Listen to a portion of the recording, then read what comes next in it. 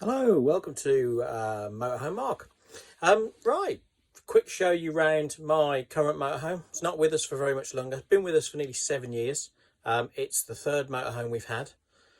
It's a Swift Rio 310, which is a compact motorhome, so almost the same width as a van conversion. 6 meters in length, or 5.99 meters, so a very compact van. We've really liked it. We've just decided we want to change to a van conversion, which I'll do a sort of review of in the next few days. But yeah, just really wanted to show you around and talk about the Rio 310 we've had. As I said, been a good van, no real issues or problems. It's just time for a change. Only got the two cab seats in the front. I apologise, I'm doing this in the dark a little bit, so don't know how much of that you can see. Both of those seats are captain's chairs, and they swivel round and create a extra couple of chairs in the seating area. Both captain's chairs, as I say, with the fold down armrests. Lovely big opening sunroof above the cab as well, lets lots of light in. Cupboards all around, as you can see, 4 of those dotted around the lounge area. 2 little storage pods either side, by the side of the sunroof. Little storage shelf over by the TV area where you've got your 12 volt 230 as well. Bracket here. I mean, all this, the bracket and everything's all standard in these vans. Little mini hecky here, mini hecky in the kitchen, little roof vent in the bathroom, and obviously, again, as I said, the big sunroof at the front. One of the things on this van, a little bit unique. I mean, as I said, you have got the 2 benches. Apologise for stuff on the side, either side. Quite a short bench this side. Does lift up and does have some quite good storage underneath there. Not quite as much on the other side because the boiler is under part of that. So you do get about 50% of that bench basically as storage. The rest is the boiler. That one is it's just under 5 feet long. So if you spin the cab seat, you can use it as a single bed just about. But what they do is they pull together both of those benches and make up a double bed. You have got an extra flap down on the end here, which does pull up and does actually sort of add an extra bit onto there to make the settees into a just above the normal size double bed, so a little bit more of a spacious double bed. Downside is it does take up quite a lot of floor space in the van, which is one of the things we're not so keen on. Is when that bed's made up, you've lost most of your van, if I'm honest with you. So I'm not so keen on that. It's been a little bit of a downside for us. The bed's a little bit hard work to make up as well, so there's a lot of shifting the cushions. I will try, if I get time, to add that in.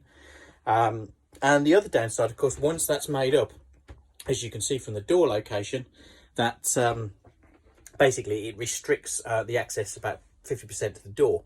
So again, if your bed's made up and somebody wants to come in or out, it's not the best, if I'm honest. Just move along and say, right, we have got over here the fridge. Now again, one of the things which is a bit unusual for a motorhome of this size, very, very large fridge. I will be honest, something we're quite worried about of changing our motorhome, because we are going to a van which is going to have the conventional sort of counter level fridge, which will be quite a bit smaller, and we are a bit worried about that. But got that in there. That's a nice thing in this. Cupboard above, nice big cupboard, and you've got a fairly big cupboard beneath. So got that over there. Next to that, we've got here a wardrobe shelf in there, sergeant unit at the bottom, and a little bit of storage, and obviously your table in there, draining board, a few other little bits and bobs. Then over this side, you've got your sink, cooker, full cooker in this one. Got your grill, oven, very good oven actually. Again, one of the other things we're a little bit worried about, because this has been such a good oven, virtually almost as good as our oven at home. A little bit concerned of losing that. Got your electric hot plate on there, as well as the 3 burners. Again, nice little touch. We will be losing that as well. and lift up flap on here to extend the worktop space a little bit. There's also a chopping board which drops into the sink, which turns the sink into another surface. Again, quite useful. A couple of cupboards above, another one over here. You can keep plates and bits. Microwave fitted. And then again, we're going to the bathroom. Again, this is another thing that is a little bit of an unusual thing on a 6 metre van. Bin bathroom, roof vent, and you've got your window at the rear. Okay. Over this side, got your sink. I'm trying to do this on the phone, so I apologise if it's not the best. And a big mirror above, which is actually a really, really good storage cupboard. We've used that cupboard to store clothes in, because being the bathroom is actually sort of a reasonable size, you can get dressed in here. That's been a really valuable thing. Cupboard underneath, which basically, you know, stores all your bathroom ordnance and your shower gels and things like that. You've got your wardrobe above the toilet. Quite a big, deep wardrobe. Again, you get some shoes at the bottom there. Quite good little space. Your swivel bowl toilet down below here. And then over here, again, unusual for the 6 metre van, a proper separate shower.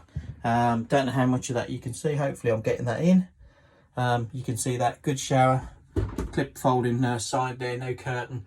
Really like that. Again, gonna miss that, I'm afraid. But when you change, everything's a compromise. As we know, there's no perfect van, and compromises have got to be made. So yeah, that's my little bit of a tour of our 310. As I said, because we're getting rid of it in a few days, it is a little bit bare, and we have got, you know, a few things scattered about because we're currently packing it up. But I suddenly realised that I wanted to do a little review on this van from an owner's perspective, and hadn't done it. So sort of really dashed in here at the last minute to just try and give people a look around who were looking at a 310. I will just show you, obviously I forgot about this, in your kitchen. Underneath, if you can see that, the cooker, there is a little bit of storage under there for your pots and pans.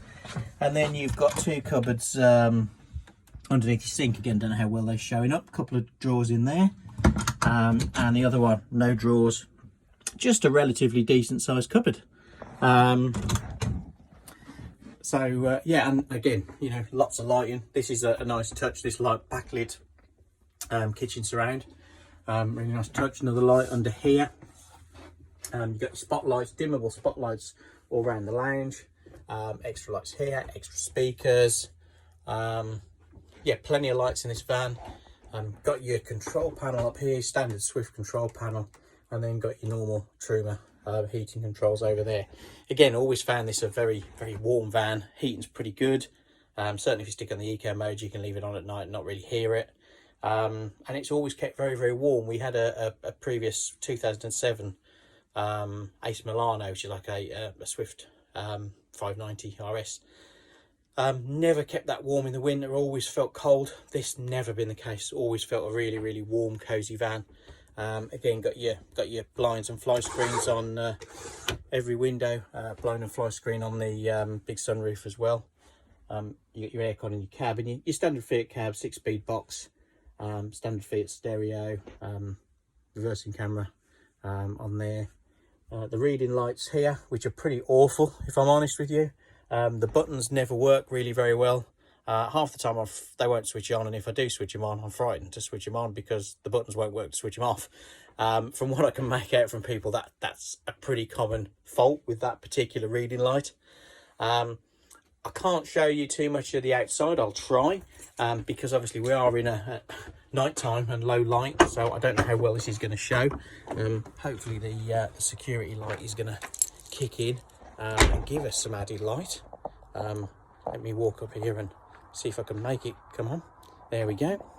So yeah, there we go. I don't think this is showing up too well because of the light conditions, but yeah, the Swift Rio 310, as I said, 6 metre motorhome, nice and compact, and yeah, great little van. And as I said, if anybody's thinking of buying one of these, has one, got any questions, please pop it in the comments below and let me know, because as I said, I'm happy to answer. I've had 7 years with this van, so plenty of experience. I've seen the good, the bad, the ugly.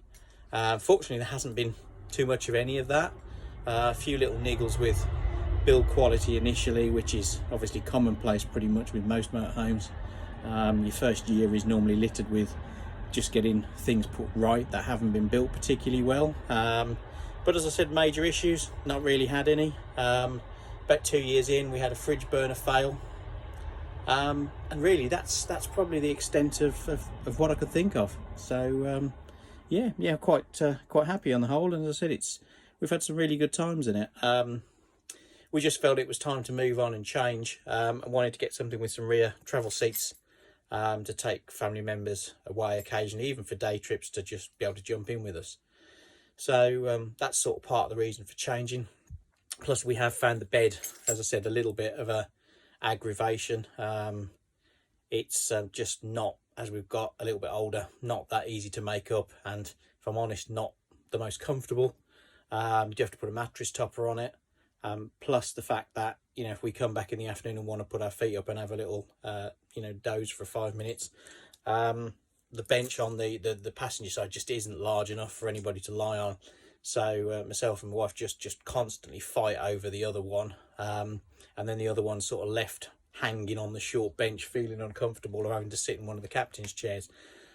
So we decided we wanted to get something really which gave us two almost single beds or single bed options to have.